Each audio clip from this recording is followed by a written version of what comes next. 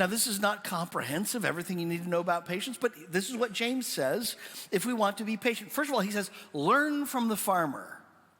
Because if the farmer, as I read it, if the farmer teaches us one thing, the farmer teaches us healthy expectations. And what's the healthy expectation of the farmer? The healthy expectation of the farmer is that waiting is normal. If you're going to accomplish God, if God's going to accomplish what he wants in your life, you have to understand when you feel out of control, patience, or waiting is normal. Verse 7, again, be patient because the Lord's coming. See how the farmer waits for the precious fruit of the earth and is patient with it until it receives the early and the late rains. You also must be patient. Strengthen your hearts because the Lord's coming is near. The funny thing about harvests is that they take time. The good farmer knows what he can do, and he knows all that he can do. He can prepare the soil, he can sow the seed. Maybe he can water, maybe he can weed, maybe he can shoo off the birds. But essentially, what he must do is wait. He cannot make the harvest come faster. Oh, he can fret. He can say, I need the food now. My family needs the food now. Notice what it says there. He waits until he receives the early and the late rains. I understand that in the ancient Near East, there would have been a temptation with farmers to harvest after the early rains. There could be some harvest at that. Some things would be coming out at that point, and the farmer could say, "I'm not sure if there's going to be more of a harvest later on. I want to get what I can get right now. I'm going to do it my way right now." But the wise farmer waits for the early and the late rains. No shortcuts. He waits for the harvest to be completely ready. So James says, you also must be patient. The harvest will come, but you must wait. I found that really comforting as I prepared for this message because I realized I don't feel like waiting is normal. That's part of my problem. I don't sit at the red light and think, waiting is normal. I think, why is this taking so long? I don't wait for an answer to my prayers and think, waiting is normal. I think, why doesn't this happen now? I don't want to be satisfied now. I like to experience what I experienced this past week when I was driving over this bridge where 40-mile-an-hour speed limit in small town Pennsylvania, when a Jeep came zooming past me. And I thought maybe I was going beneath the speed limit, but sure enough, I was going 40. He had to be going 60, maybe 70. And he zooms and cuts in front of me and pulls up to the light. And you know what I'm thinking? At that moment, you ever think this? Where are the police right now? If there was just a police officer here right now, that thought hadn't escaped my mind before the next thing I see, a police car pulls up beside me and pulls in front of me and pulls up right behind that Jeep that stopped at the red light. And I think, this could be sweet. I wonder what's going to happen next. I wonder if he saw that. And sure enough, the light turns green and the Jeep begins to move forward and the officer's lights go on, and I think, busted, isn't that great? That's what I want. I want instant satisfaction for justice. I want to have that. I love the stories when somebody says they prayed for healing and God healed them immediately. They prayed for food and somebody knocked on the door and provided the meal. That's not how it works so often, is it? Most of the time, life is more like the farmer who plants and waits all spring, all summer, until the harvest is fully ready. Waiting is normal, you see. The great preacher Philip Brooks was known for a quiet spirit normally, but there was one day that he was really frustrated and he was seen pacing back and forth over the floor like a caged lion. A friend saw him and said, "Mr. Brooks, what's the trouble?" He said, "The trouble is, I am in a hurry, but God is not." What do you do when you are in a hurry and God is not? When you pray and God doesn't answer your prayers, doesn't seem to be in a hurry to answer your prayers. You've been waiting for that promotion and you didn't get it. And God is in a hurry to give you that promotion. When you've been praying for healing for the loved one, and God doesn't seem to be in a hurry to answer that prayer. When you thought you'd be in a different place with your finances, so you could be able to afford that car, afford that house, afford that retirement, and God doesn't seem to be in a hurry to provide for you financially. What do? You must, like the farmer, be faithful and just wait. Let us not get tired of doing good, Galatians 6:9, for we will reap at the proper time if we don't give up. You can be frustrated, you can fret, you can try to shortcut, you can sin. But patience is to the wise. And I think about single people right now. You thought you'd be married by now. You want to be married by now. You want the advantages of marriage right now. And there are a number of different ways that you can experience the advantages of being married without actually being married. And you are tempted to shortcut the process, to satisfy your desires immediately, to not wait for God to satisfy them in his time. Will you wait? Even though it's excruciatingly difficult, waiting is normal.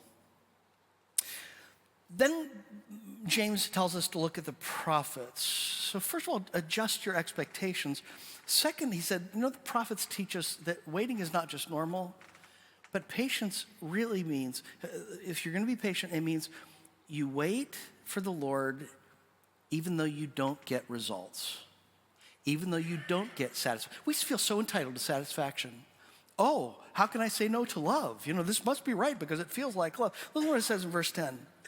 Take the prophets who spoke in the Lord's name as an example of suffering and patience. Push the pause button for a second. I don't have time to develop this.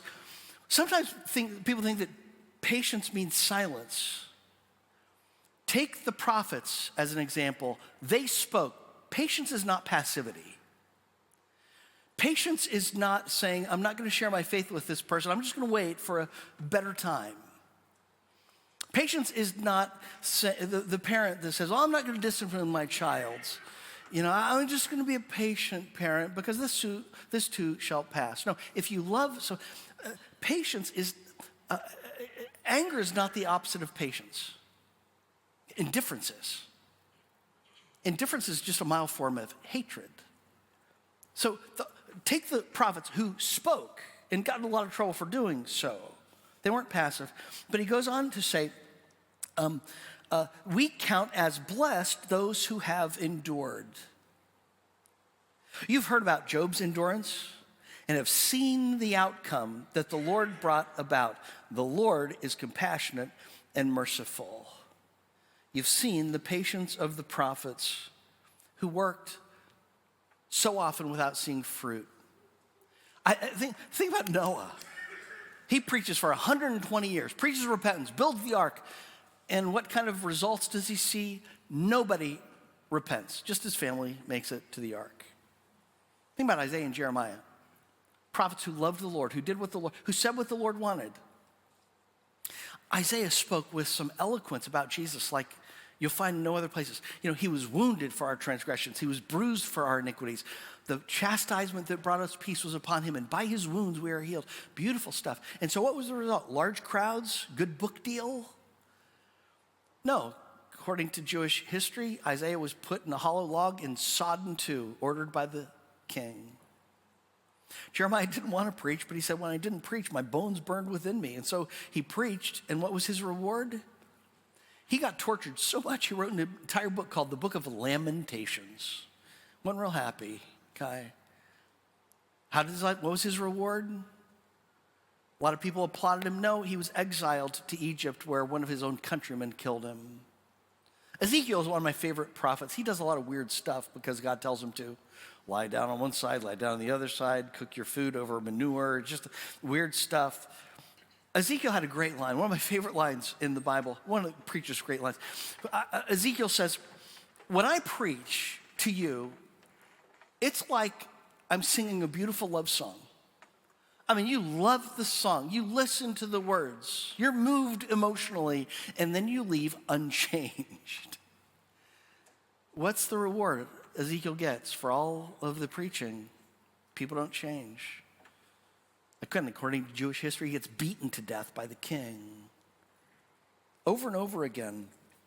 Remember, Jesus looks at Jerusalem and says, Jerusalem, Jerusalem, you who kill the prophets. That's their reward. Now, if you were alive and you saw these gifted men, strong, capable, and that's how they get to spend their, would you look at them, how would you describe them? Would you say, what a pity, what a waste of a life, what a failure? They preach, nobody responds. James says, we call these people blessed.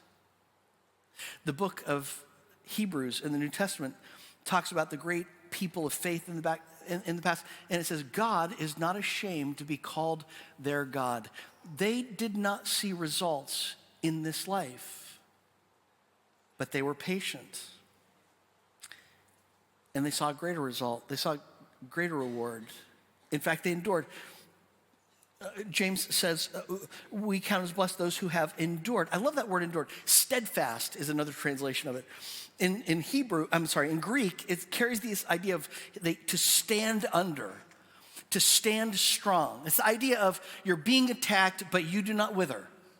You stand strong no matter what comes against you because you believe. You are being faithful in your endurance for God and for his kingdom. Makes me think of military heroes. Memorial Day weekend. The people who have stood strong, even at the cost of their own lives. You know, I got to think about this. The Civil War, 600,000 casualties.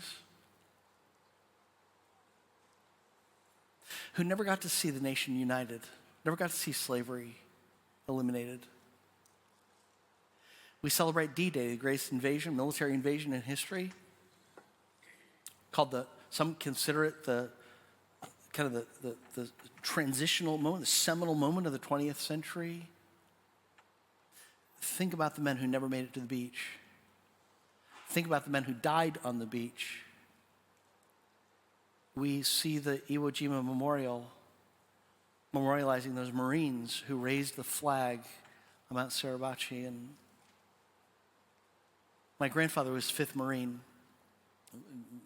5th Marine invaded, and Grandpa said none of his friends survived. They never got to see the blessings of their efforts in defeating the Nazis in Japan. What do we call those people? We say, what a shame, what a loss. Yeah, some people do. Some people think that way because they're all thinking about this world. We call them heroes. We celebrate them. That's endurance, that's patience. We don't live for ourselves, we don't live for the moment. We live trusting that there's a God who sees and knows and will one day reward. That's why Job is mentioned here, I think. You know, it says, remember Job and how he endured and how he received a blessing. You know, in one day, Job loses everything. He loses his family, he loses his business, he loses his wealth, the next day he loses health. And for almost 40 chapters, God is silent and Job is confused and Job suffers like few people in the history of mankind have ever suffered. But finally God shows up, and in the very last chapter, what does God do? God returns the reward to Job and gives Job double everything that he lost. Now the point of that, of course, is not whatever you sacrifice for God, he is going to give you double in return in this life. You know, if you lose your wealth for God, he's going to give you twice as much wealth. If you lose your job for God, He's going to give you a job where you make twice as much money and you have to work half as much. If you lose your cat for God, he's going to reward you by giving you 2 dogs. That's not the point. The point is, whenever we suffer, we can know, like Job, God is going to show up because God is up to something greater in the middle of the suffering, even though we don't understand. And when God shows up, there's nothing that you will ever sacrifice for God, nothing you will ever surrender for God, that he will not reward 100-fold.